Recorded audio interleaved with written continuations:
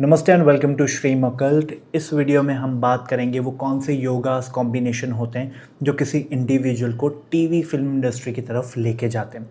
इस वीडियो को हम 3 सेक्शन में डिस्कवर करेंगे। सबसे पहले जर्नलिस्ट बनने के क्या योग होंगे, second TV personality, anchors, cameraman, camera unit, ये बनने के क्या योग होंगे, और थर्डली हम फैशन इंडस्ट्री की भी बात कर लें क्योंकि वो बहुत क्लोजली टाइड है विद द टीवी इंडस्ट्री। तो एक फैशन स्टाइलिस्ट, फैशन इंडस्ट्री की तरफ जाने के कौन से योग बनेंगे।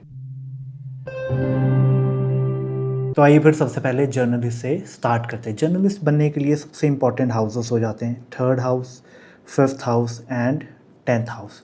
ये प्रोफेशन ही थर्ड हाउस का है। थर्ड हाउस यहाँ पर बहुत इंपॉर्टेंट हो जाएगा। थर्ड यहाँ पर कम्युनिकेशन का हो गया। फिफ्थ, आपके जो आइडियाज़ है आप उन्हें प्रॉपरली एक्सप्रेस कर सकें, वो फिफ्थ हाउस से देखा जाएगा। और 10th हाउस तो है ही आपका कर्म स्थान, तो वो यहाँ पर भी इम्पॉर्टेंट बन जाता है। अब प्लैनेट कौन से होंगे जो यहाँ पर इम्पॉर्टेंट, देखिए सबसे इम्पॉर्टेंट प्लैनेट किसी भी जर्नलिस्ट के लिए मर्क्यूरी ही होगा क्योंकि वो कम्युनिकेशन का प्लैनेट है। थर्ड हाउस का ये प्रोफेशन है, तो उसका इम्पॉर्टेंट यहाँ पर होना इज़ वेरी लाजमी। उसके बाद में यहाँ पर कौन से और प्लैनेट्स आ जाते हैं, तो दूसरे प्लैनेट्स जो हम यहाँ पर बात करेंगे वो आ जाएंगे मर्क्यूरी एंड मार्स। ये ओल्ड कॉम्बिनेशन है, इसे पेपर एंड इंक का कॉम्बिनेशन भी बोला जाता है। सो अभी भी जो जर्नलिस्ट हैं जो रिटन मीडिया के अंदर है उनके लिए ये एक इम्पॉर्टेंट कॉम्बिनेशन बन जाता है। राहु एंड केतु का इन्वॉल्वमेंट आ जाएगा क्योंकि बिकॉज अब टेक्नोलॉजी का यूज़ ज़्यादा हो रहा है, तो यहाँ पर इनका नोट्स का जो इन्फ्लुएंस है वो बढ़ जाता है। और जुपिटर का रोल आएगा क्योंकि जो ऑथरशिप देनी है किसी भी चीज़ को वो जुपिटर ही यहाँ पर प्रोवाइड कर पाएगा। गुरु ग्रह का एक इम्पॉर्टेंट रोल आ जाता है। अब प्रीवियस वीडियो से आपने आइडिया लगा लिया होगा कि अमात्य कारक को हम इन्वॉल्व करेंगे। अब अमात्य कारक इनका स्पेशलाइजेशन दिखाएगा, किस तरफ इनका झुकाव है।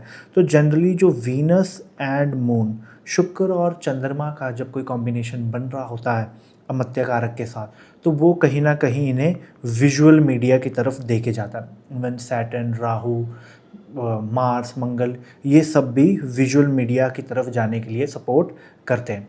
और अगर हम सैटर्न प्लस जुपिटर की बात करें तो ये कहीं ना कहीं एक फ़ोटो जर्नलिस्ट का कॉम्बिनेशन शो करता है।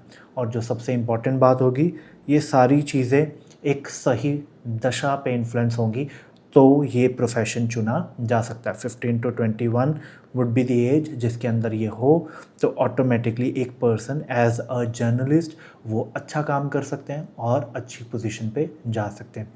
धन योग होगा और अमात्य कारक की डिग्निटी बहुत अच्छी होगी तो वो हाई रैंकिंग जर्नलिस्ट के नाम आएगा उनका। 9th हाउस थोड़ा अच्छा होगा तो थोड़ा नेम एंड फेम भी उनको काफ़ी मिल जाएगा, पहचान काफ़ी दुनिया में उनको मिल जाएगी।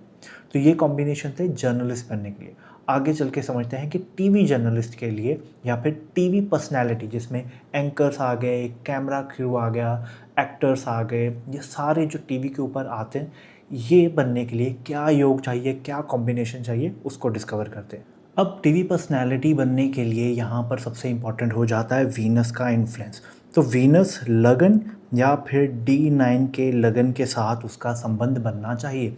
अगर ये कॉम्बिनेशन नहीं बन रहा है तो टीवी पर्सनैलिटी, एंकर्स, कैमरामैन, ठीक है, इवन जो लोग हैं जो कैमरा संभालते हैं, कैमरा क्रू होते हैं, तो वहाँ पर वो पॉसिबल नहीं हो पाएगा।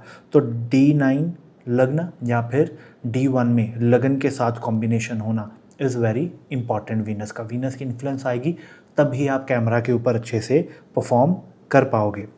सेकेंड, यहाँ पर एक और चीज़ का ध्यान रखना है, ये जो वीनस है ये अफ्लिक्टेड होना चाहिए किसी ना किसी जगह पे, D1 में, D9 में और D10 में भी। यहाँ पर आप चेक करें डिबिलिटेटेड हो जाए, कोई नेगेटिव इन्फ्लुएंस हो जाए, क्योंकि जितना ये मेलिफिक होगा उतना ही ये कंडीशन को फुलफ़िल करेगा, उतना ही इस फील्ड में आगे जाने के चांसेस बनेंगे।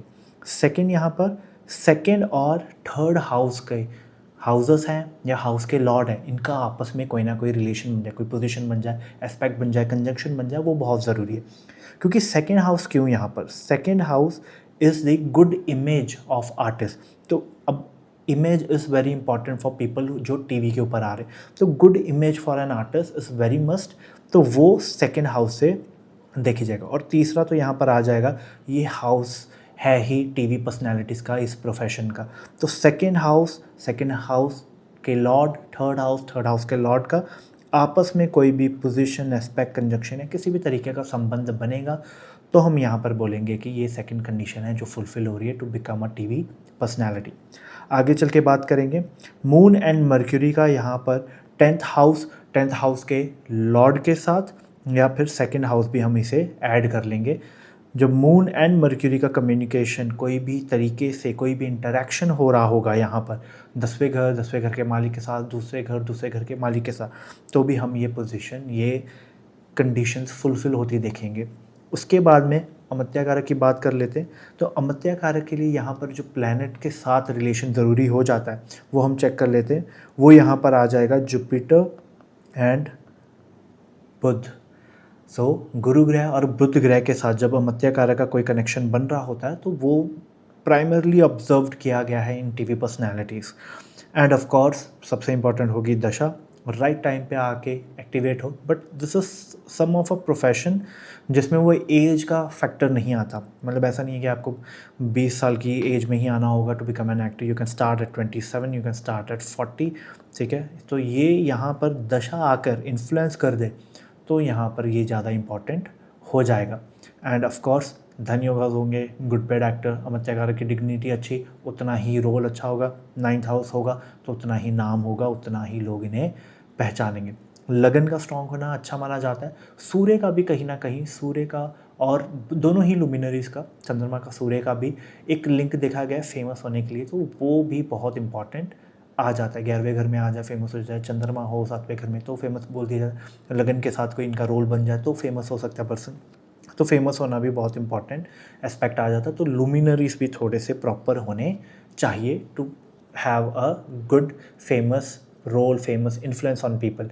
इवन जैसे जिनके ऊपर संक्रांति दोष है, जो संक्रांति के पास पैदा हुए होते हैं, जब सूर्य 1 डिग्री होता है या फिर 30 डिग्री के ऊपर होता है, 29 डिग्री के ऊपर होता है, तो वो जो डिग्री एकदम क्लोज होती है जब वो ट्रांजिट हो रहा है तो संक्रांति दोष से बोल दिया जाता है। जनरली ऐसे लोग फेमस नहीं हो पाते। ऑफ कोर्स मल्टीपल थिंग यहाँ पर चेक करनी होगी instead of giving a very bland statement, but generally ये ऑब्जर्व्ड है। तो ऐसी चीज़ों को भी चेक करना बहुत इंपॉर्टेंट आ जाएगा इन केस अगर हम टीवी पर्सनालिटी के बारे में चेक करें। अब फैशन इंडस्ट्री देख लेते हैं। फैशन इंडस्ट्री के लिए कौन से हाउसेस, कौन से प्लैनेट्स इंपॉर्टेंट आ जाएंगे।